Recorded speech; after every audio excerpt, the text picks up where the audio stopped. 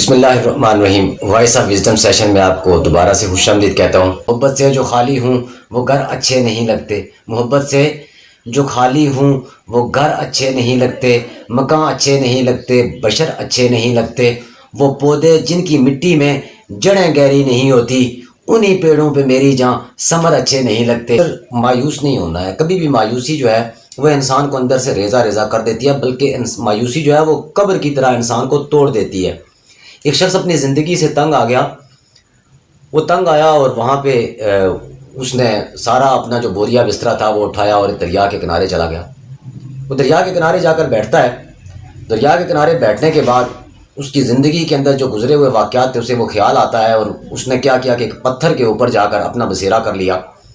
اب وہ پتھر پہ بیٹھے ہوئے اپنی ٹانگیں ہلا رہا ہے، اچانک اس کے جو پاؤں تھا اس کے پاؤں کے ساتھ کوئی چیز چبھ رہی تھی، یعنی وہ جب پاؤں ہلاتا تو اس کے پاؤں کے ساتھ کچھ پتھر جو ہے وہ اسے ڈسٹرب کر رہے تھے، اسے تنگ کر رہے تھے۔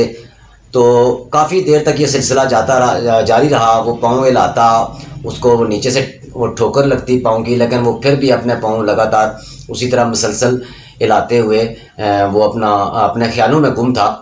کافی دیر وہ اپنے خیالوں میں گم رہا، اور اسی دوران اچانک اسے یہ محسوس ہوا کہ جو پاؤں میں پتھر اسے تنگ کر رہے تھے یا چبھ رہے تھے، جنہیں وہ آگے پیچھے پاؤں سے وہ کر رہا تھا، وہ اب اسے چبھ نہیں رہے۔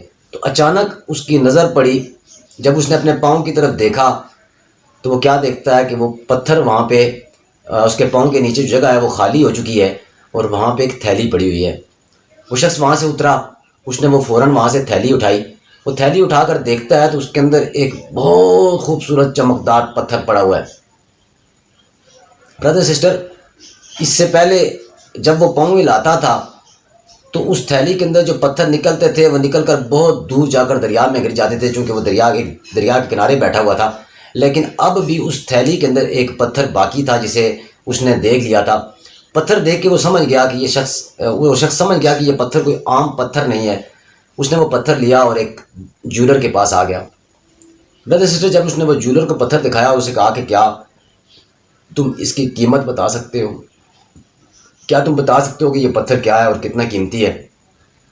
تو جیولر نے جب پتھر کو دیکھا تو اس سے کہا کہ برادر، بات یہ ہے کہ جو پتھر آپ لائے ہیں، اگر میں اپنی دکان اگر میں اپنی ساری مارکیٹ کی ساری دکانیں میں بیچ دوں تو تب بھی میں اس پتھر کی قیمت ادا تمہیں نہیں کر سکتا۔ وہ شخص وہاں سے نکلا، بڑا حیران ہوا۔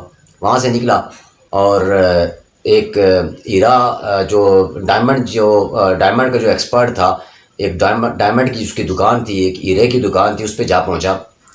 اب اس دکان کے مالک کے پاس پہنچنے کے بعد اس نے وہ دوبارہ اس شخص کو، ہیرے کے مالک جو ہیرا تھا، وہ اس دکان کے مالک کو دکھایا۔ اس نے کہا کہ یہ بتائیں کہ یہ جو میرے پاس ایک پتھر ہے تو اس کے بارے میں آپ کیا کہیں گے، آپ کے کیا کمنٹس ہیں؟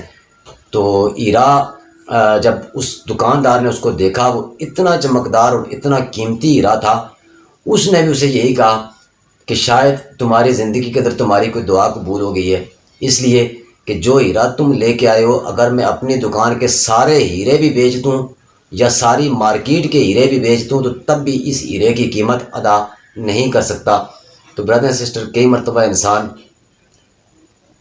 انسان اپنی زندگی میں تنگ آ جاتا ہے، مایوس ہو جاتا ہے، پریشان ہو جاتا ہے، اور جب قدرت چاہے تو اسے آخری لمحے بھی ایک سارے ہیرے اس نے جب پھینک دیے تھے، سارے پتھر سمجھ کر اس نے جو ہیرے دریا میں گرا دیے تھے، تو پھر بھی قدرت نے اسے ایک ہیرا دے دیا۔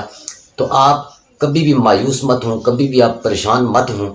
شاید کہ کس وقت اللہ کے ہاں منظوری ہے، اور قدرت کس وقت آپ کو جاتے جاتے بھی تھیلی سے ایک ہیرا دے کر آپ کی زندگی بدل دے گی۔ نہیں ضبط نوا ممکن تو اڑ جا اس گلستہ سے، کہیں اس سے تو خوشتر ہے کسی صحرا کی تنہائی۔ تھینک یو ویری مچ، بہت شکریہ۔